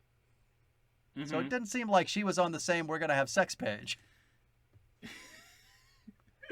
I didn't say it was reverse engineered well. I just said it was reverse engineered. They stop at logic point number 2, and then they don't have anything before that. And also, he's nailed against the wall like everyone else in this series. Like everyone else in the. It's so weird. Like Sartain is so weird because they're really going overboard on the Loomis imitation. Yeah, right. Like physically, vocally, functionally, he is Loomis. And when you rewatch it, you think, well, there's obviously got to be more to it than that. Well, right? There's got to be there a is, twist but it's a where terrible there is. choice. I know there is. Yeah, it's a terrible choice, but it's like it's almost like it portrays its own artificiality because it's such a studied imitation of Loomis and how he functioned in the movies. Right. Well, we're starting to get into the area of this movie that I'm starting to like more. Okay. When Vicky gets killed, that to me is genuinely upsetting because I liked her character a lot. And I think that can be a good thing within the horror genre of losing people you don't want to lose. Yeah. And I quite like the backyard light movement scene with Oscar. But let me ask you a question. How is it different from the Busta Rhymes scene? Isn't it the same gag? He doesn't know that Michael Myers is there. He just thinks it's some random guy. So he's talking to him as if he's some random guy, not knowing that he's about to be killed. Yeah, but well, I mean, that's how it's different from Busta Rhymes. Is that this kid doesn't have the kind of PR machine that can prevent him from being killed. Right. There's that, but also, I mean, it's not ever, well, it's mostly not played for comedy. Well, and also, for Busta Rhymes, it's joke writ large. Yeah, but isn't everything in the scene basically over as soon as you see those railings? Because don't you know exactly where the scene's going to go as soon as you see the railings? Not necessarily. I mean, yes, probably, but. Do you think it's just a coincidence that Laurie's daughter's called Karen and she's the one complaining to the police officer? Was this pre-Karen? Right, yeah, I know. Was this because I know a lot is made of this movie being, playing into Me Too, but being made before Me Too. Is this pre-Karen? Might be. It might be. Because Judy Greer's Karen is very Karen. Yes. So much so that her mother has to say, Karen! Shut the fuck. That's where it ends, but we know that Karen yell is shut the fuck up and get in the house. But I'll tell you what else I really like. I liked the lights on, lights off. Suddenly he's in front of him, even though it's bullshit because you would absolutely hear his footsteps if he's 5 feet away. But okay. Talking myself out of it. Fuck. You just used the same rationale you used to attack Resurrection to talk about something you like in this movie, but carry on. But I'll tell you what I like the most about it is the music sting at the end. I like that hard guitar. Oh, I really don't. Oh, you don't? Like the guitar. Oh, I don't know why I don't know why there's a guitar on any of this music. Oh, I liked it. It goes against the logic of the synth track. Yeah, but in that way it's different, and you should like different things. You want things to be reinvented. But asshole. I don't like needless electric guitar musically shitting over a piece of music that is excellent.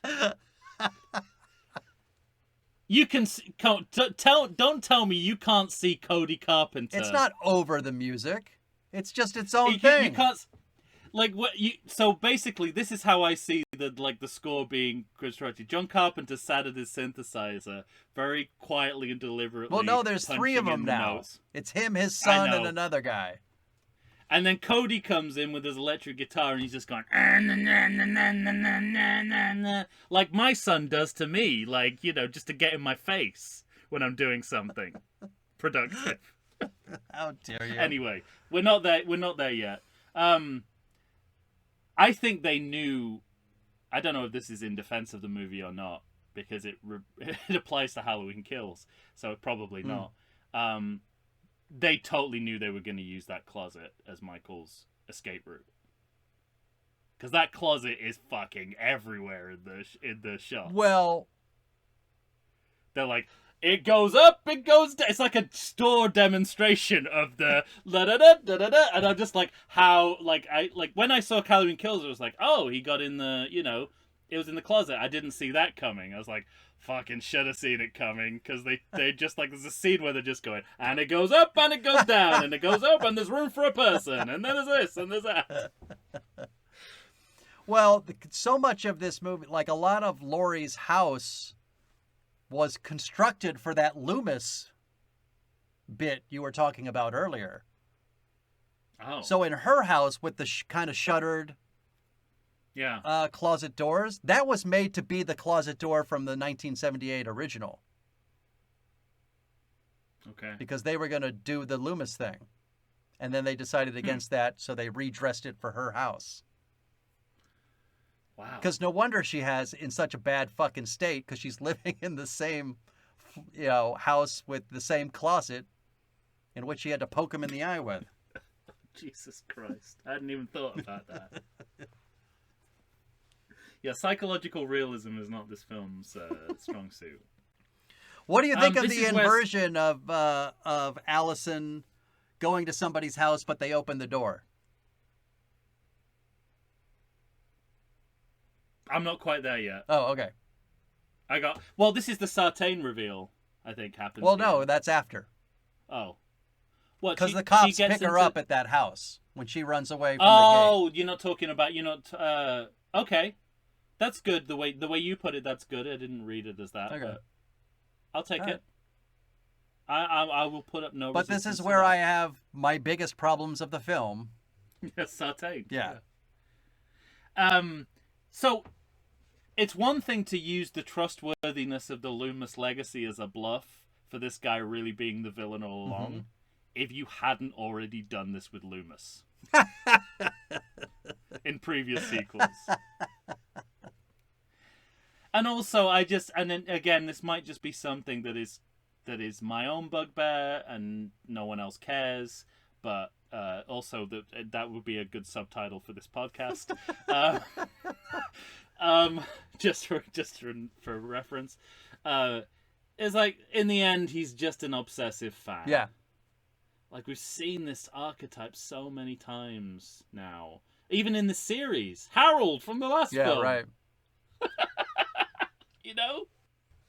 It's typically a weak choice. And that's his only motivation, right? That's the thing, is like you can't give that character enough credibility to make this choice. Because for him to be making this choice, he would have to be the world's most charming, psychopath, and Yeah. he's not. He shows genuine care. He's no Mitchell Ryan, that's for He sure. shows genuine care for an inmate at that asylum early in the film, and I don't like that that you find out later that it's all a ruse, and it doesn't. Yeah. It doesn't make enough sense for him to be an obsessed fan to go to this length. No. Like if he was, Nor is it, even you know, if, nor if is he it was worth inverting. curious, if he was curious enough to want to see Michael in the wild, whatever it is he wants to see, Dr. Loomis You got just to see him became- in the wild. You just became Why me can't for a I second see him there. in That the was- wild? You just became me for a second. I That know. was quite creepy. I know. But for I him feel to like there's some kind of psychic transference going on a la Halloween 4. But for him to take it that far to, like, have a secret weapon that he kills a cop with. Yeah. I mean, that's where I take issue. And supposedly staged the bus crash, which isn't said in the movie, but is exactly what the screenwriter But it's exactly what he thought did. happened. Yeah. Yeah, He did that. He caused the bus to crash. yeah. And that's just too malevolent. Like, that's... Yeah, I mean, it's Bond villain level Yeah. elaborate, isn't And it? not And that they're in- going to take this further in the next film with Lonnie's, map tracking, but it undoes what we want from this film. So to make Yes. this all his plan and the happenstance, Yeah. oh man, it really fucking... It undermines both Laurie's desire for revenge Yes. and the podcaster's entire storyline. And I really noticed on this version how much Laurie is talking about her relationship to Michael Myers. He's been Yeah. waiting for me. I've been waiting for him. Yeah, And all of that is null and void by yeah. making this character make this choice that they'll double down on and make abundantly clear in the next film. It's telling you also that Michael will get out come what may. Yeah, right. Because there's 3 possible ways in which he can escape. Yeah, right. I'll tell you, another level of implausibility is that such an esteemed psychiatrist would be so easily manipulated psychologically. Yes, right. I mean, By a Allison high school is student. doing the most basic Yeah. fucking Jedi mind trick. Right. And he's buying into it all. And this guy studied under Dr. Loomis, apparently. Well, And presumably Loomis had a whole class on, don't let victims of Michael Myers tell you they have a something secret that's word. not true. So the character is sketchy, even Yeah. when we're not talking about this unconvincing plot twist. He's still doesn't work as a character. This movie does not earn that plot twist. No. And that's my problem with it. And also, just to add to, not that we need to, but just to add to that, when he's trying to get he's saying to Michael, and again, this is hypocritical of me, because I really liked it in H2O and I don't like it here. He says, say something. Yeah. Which, again, this is something that exists in behind the scenes and fandom, where they talk about, Michael never speaks. Right. It's not something anyone's commented on in the world. Right. Just as, like, get up, you always get up in H2O. Yeah. It's the convention of the film. It's not something that anyone in the world Talks knows. about. And yet, for some reason, it really irritates me here. Again, maybe because it's not earned. This movie isn't kind of meta enough to And make yet- that leap. And yet, it's in 2 words. It says something more deeply about the character for the choice they make for him than anything else he's done. Mm. You know? Oh, yeah. Okay. Kind of, it's like all of this was for that. I mean, it's still not earned, but Yeah. I almost could understand it more. I tell you what, why don't we take one more break? Oh, my God. We're going to do a 4-parter, and we'll come back for another I'm very short excited. segment. Short segment? I don't know. We'll see. right after this. We'll do a beginning of Halloween Resurrection. Yeah, but we're at the last chapter of this movie, so we'll take a break and come back.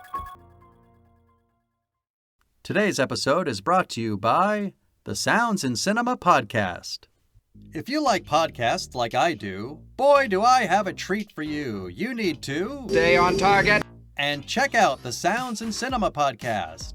Listen as your host, sound designer and music creator Tony Parham, and co-host, musical performer and sound lover Derek Hansen, D-Rock if you're nasty, and I am, discuss all things sound related to film, television, stage, and theatrical productions.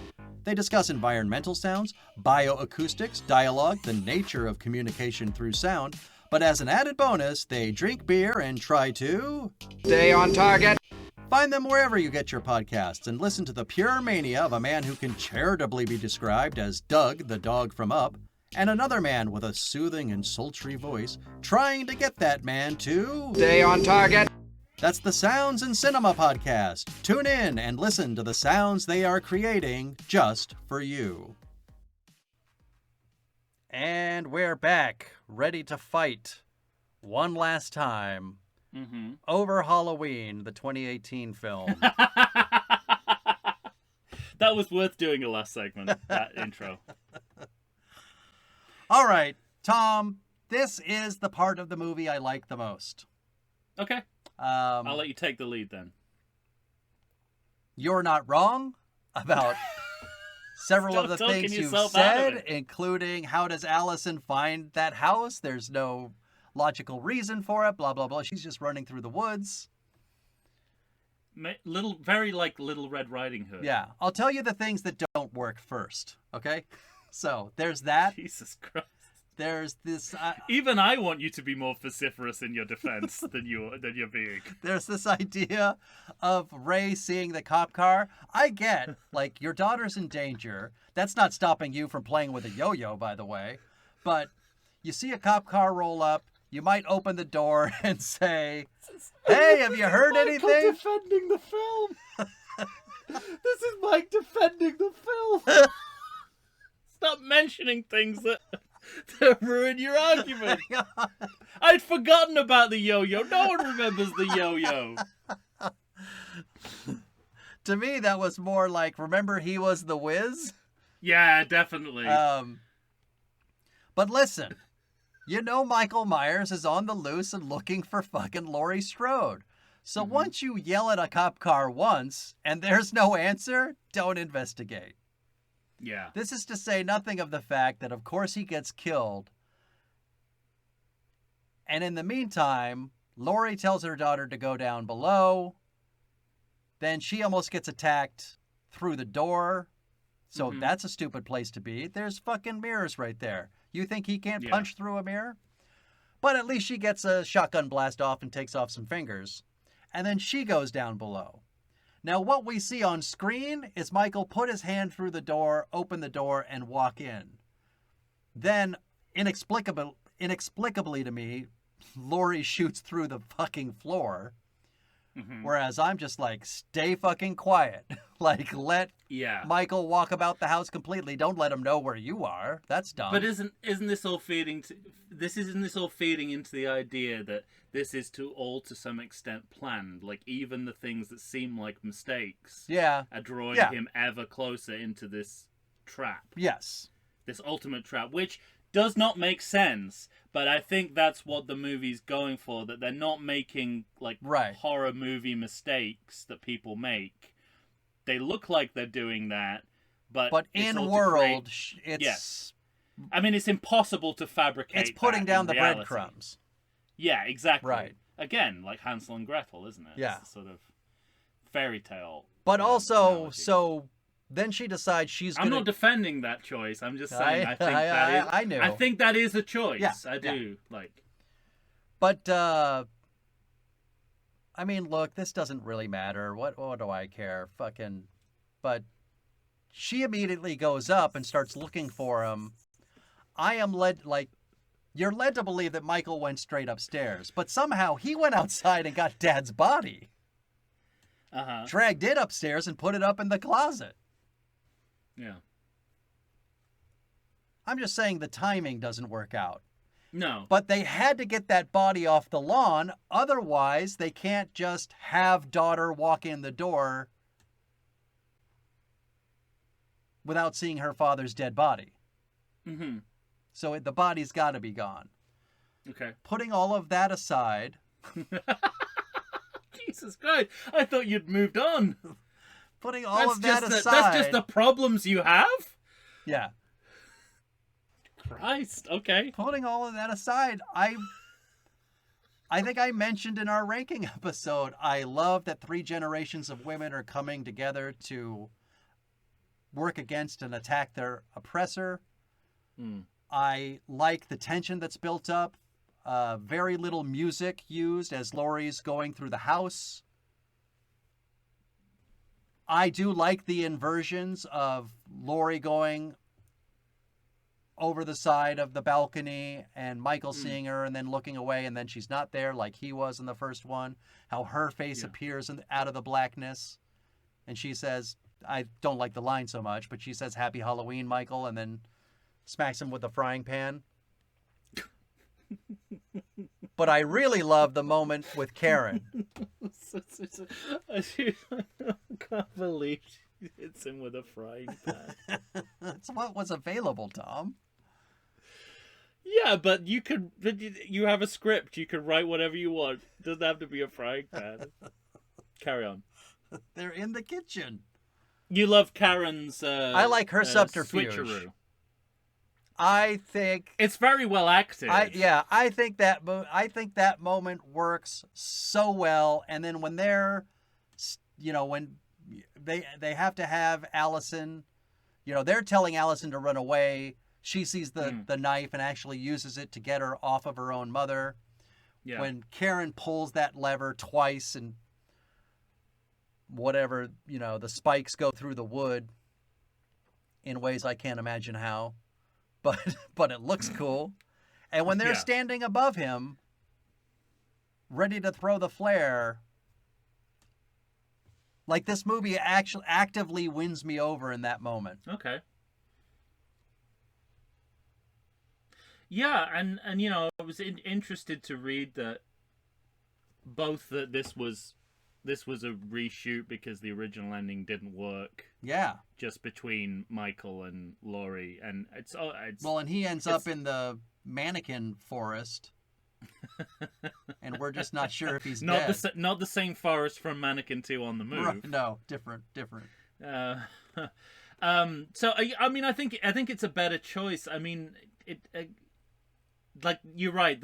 This, and I think you've already admitted that it's probably accidental. This symbolism. Yeah, it is. But certainly. But I'm not going to hold that against the movie. I mean, it takes it to another level that matters and works and is interesting. And clearly enough people have read it in that way that it means something to people. That's what it's symbolizing. When you scratch below the surface, I think it's a little more like the kind of pro-vigilante discourse that we get in the next Halloween film. Kills. Yeah. And at this, I mean, like I've seen this a few times now, and I think maybe I didn't have I didn't necessarily have the same reaction as you, but I definitely clocked that.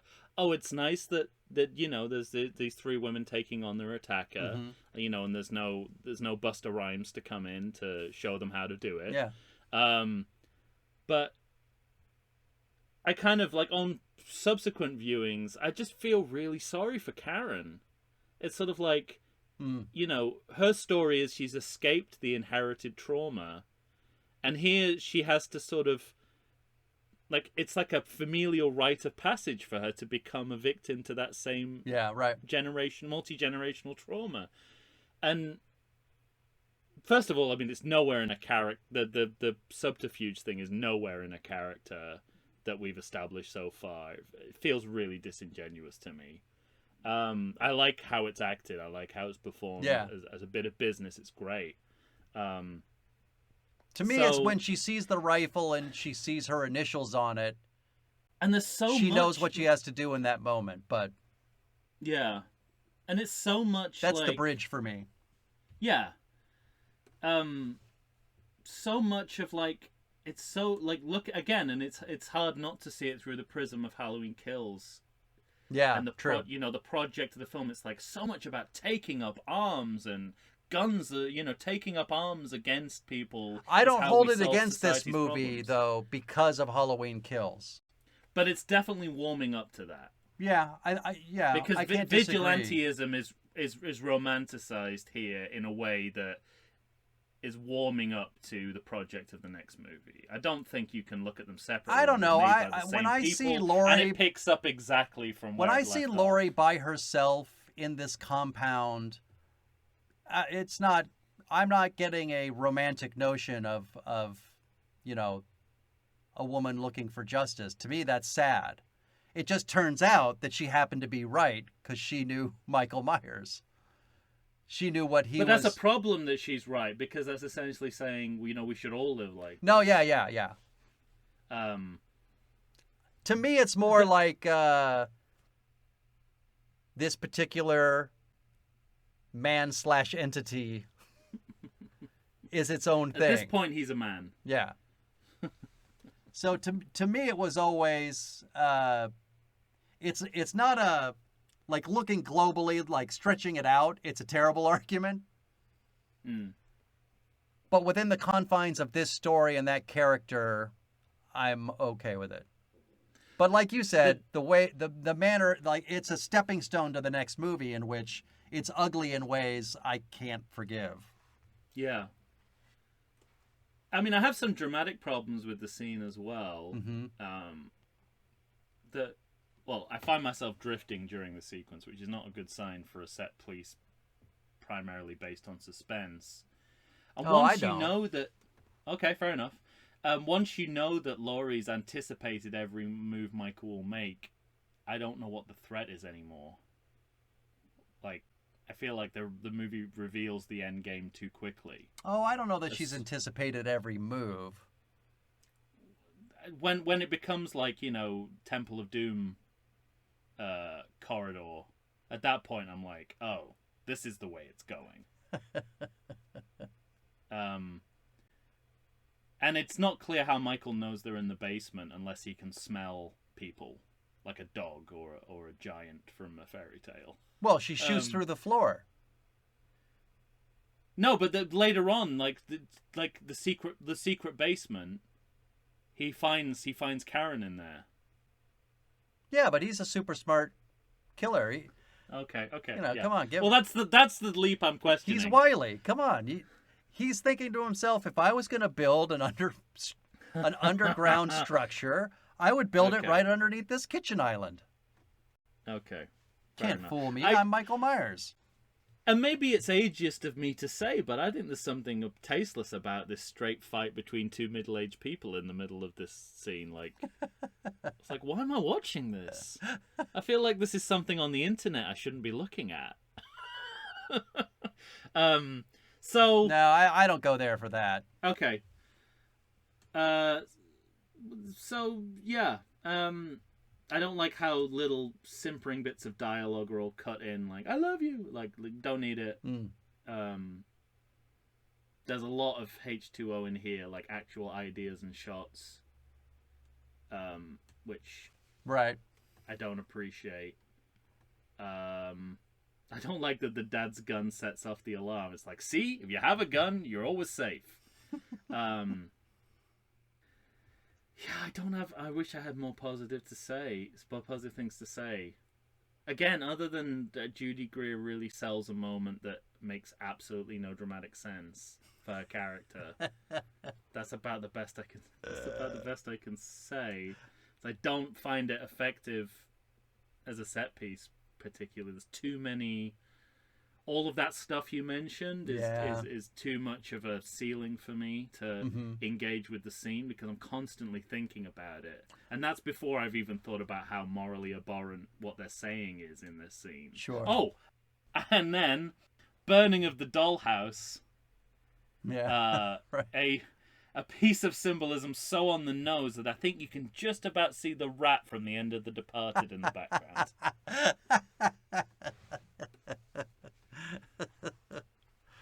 And it's, again, like, you know, obviously this movie has gone to great lengths to distinguish itself or extinguish Halloween 2 from the timeline. Mm-hmm.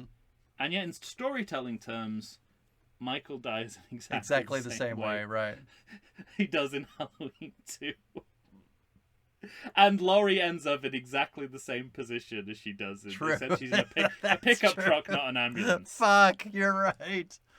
Oh, man. And I mean, yes, that's more of a problem in the next movie. In the next movie, they really It's funny, haven't though, learned because the I have lessons. been willing to kind of shunt aside your argument about excising timelines and then borrowing, begging, stealing things from them. Mm. But on that one, I agree with you completely. Yeah, it's Eliminating I mean, if you are eliminating gonna Halloween 2 and then taking its ending Yeah. wholesale that's pretty egregious. and it's fire again. Yeah, that's what I mean. You know, it's because that is a problem. If you set yourself up as the superior alternative to a film that didn't work, you have to find a way to surpass it. Well, but I'm not. I also disagree with you there. I'm not saying that that's what they're saying. They think this is they think what they're doing is a more worthy project than Halloween 2. They definitely think that. I think maybe think- John Carpenter thinks that. They think that no, these guys think that they have got the problems of Halloween 2 figured out, and they know how to make a better movie out of the same material. And I really think that is a fallacy. Well, obviously, based on the next film. Well, no, but this is their Halloween 2, Yeah, I get what you're saying. and Halloween 2, in spite of all its flaws, is still It's a far so far much better better. movie. All right. Even having a whole half of the movie that doesn't work, it's still better. Than this. I was afraid to talk about all of this, and for good reason, because everything you're saying, there are things that I push back on, but it's not a lot where I'm saying I'm not trying to be compelling. I'm saying, Tom, you're wrong. Shut up. I'm trying to receive I'm trying to receive as well as what's the opposite of receiving? Imparting. Yeah. I'm trying, and you know, you've definitely. I think there's maybe 3 more things I like about this movie than I did when I started talking about it with you. Okay, just now. good. I'll count that as a Exactly 3. victory. What So about the total is about 5 now. perfect? I did it, everyone. You did. That is no mean feat. What about a credit check? Yeah. Dedication to Mustafa Akkad. Mm-hmm. So I kind of like that it's a multi-generational family on screen and off screen as well, because Malek, Yeah. his son, is producing. So I like that. End of credits. What? I just think that would be funny if that was your only credit note. We can do that if you want. I've actually got about half a page. But All right, go ahead. PJ Souls is the voice of the Yeah. teacher. Legacy actor, but not playing legacy character. Can't. Can't. Yeah, it's a tribute cameo. Yeah, well, this is where I've got the notes about all the electric guitar and how, like, playing electric guitar over the Carpenter theme is both gilding the lily and missing the point. See, in that moment, though, it's just the guitar Okay, well, here it's playing playing someone's over playing it. I get guitar it. Yeah. over John Carpenter's perfect piece of music. Yeah.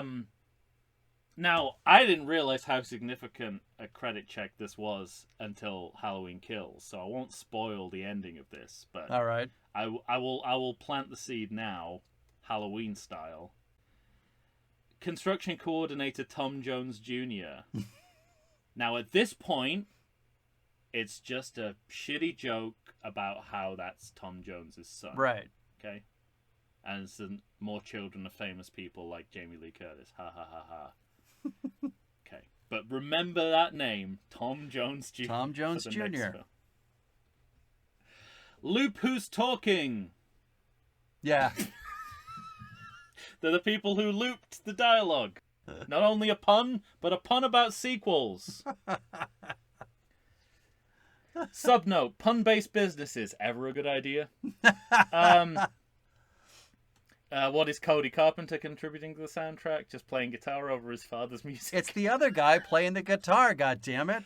What's Cody Carpenter doing then? I don't know. He's doing other shit. He's playing the other side of the synthesizer? Maybe.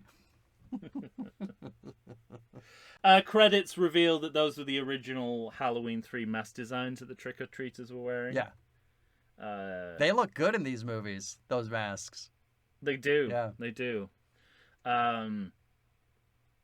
Close to Me is the song that ends the movie.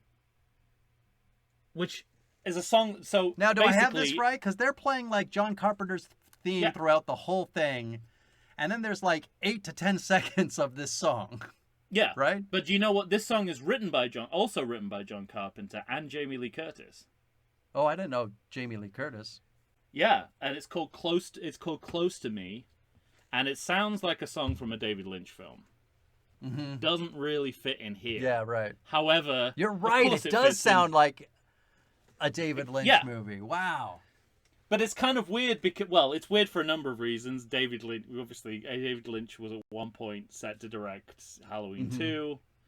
But this feels like it doesn't fit in a Halloween movie, and yet the two people who wrote it are John Carpenter and Jamie Lee Curtis. And if, maybe they know better than we do. Right. Amazing. Like, I'm just a guy going, that doesn't sound like it fits. I am not the man who both made Halloween and wrote the music for it, and the actress who is in most of these movies. So That's what do great. I know? And that's all I got. So there you go. I think this whole podcast could be summed up by me saying, "What do I know?" Because I'm not going to change anyone's opinion and impinge on anyone's enjoyment of this movie. Because Well, I have not heard this reaction to the movie from the mainstream. did you And that's fine. did you go to Rotten Tomatoes? Did you look for any signs of what you're saying? Dissent? No, I mean, I obviously, what the context of what I already said, that the reviews are not as vociferous as I would expect them to be at 79%. And I've heard some grumblings about some of the creakier aspects of the film with regards to Sartain and the mask as well. The origin story of the mask. But again, it's like not something that seems to ruins people's appreciation of this film, which is interesting because that's sort of exactly how the reaction to Top Gun Maverick and The Force Awakens would be, and I feel exactly the way about those two movies. Yeah, right. So at some point you've got to, check out The Man in the Mirror. And the one who isn't You Michael might be a Jackson. braver soul than you're giving yourself credit for, my friend. Yeah. I think so the headline for me is fundamentally bad So storytelling. here's the thing about this movie. And that rankles me more than Yeah. it does some people Right. in when they're watching a legacy property that they generally enjoy. Yeah. It's actually worse for me that this is a Halloween franchise movie. Mm-hmm. This was just a run-of-the-mill. If this was an original title, I'd have less of a problem with it, probably. Right. Because to me, this movie, if you don't scratch underneath the surface at all, Yeah. it's a really good movie. Mm. But if you think about the movie while watching it and do any sort of critical analysis, it really starts to fall apart. And so, that's part of the problem for this movie. Interesting. Wow. And I admit I might be wrapped up in what I didn't see my first time watching it. Because I loved it the first time I saw it. And so much of it is about context as well, like original. I've gone both ways on a number of movies. Mm-hmm. You know, the first time I saw it, did not enjoy it. Second time, really did. Even on and our vice ranking versa. episode, you said you have to give Jaws 2 some more credit. Jaws 2, you know, I really didn't enjoy No Time to Die when I went to see it the first time. The second time seeing it, I enjoyed it far more. Still have problems with it, but I did overall enjoy it.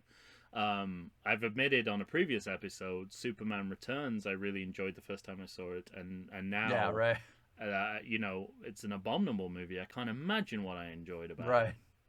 it. So that happens. That happens, doesn't it? sure, That's- sure.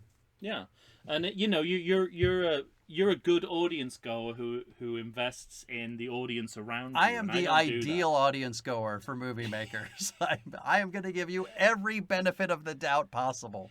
But that's great. I mean, that is, you know, that's what theatrical movie going is all about. Sure. It's like you don't only buy into the film, you buy into the crowd around you. And that's how you And- know I really hate Halloween Kills, which we'll be talking about next.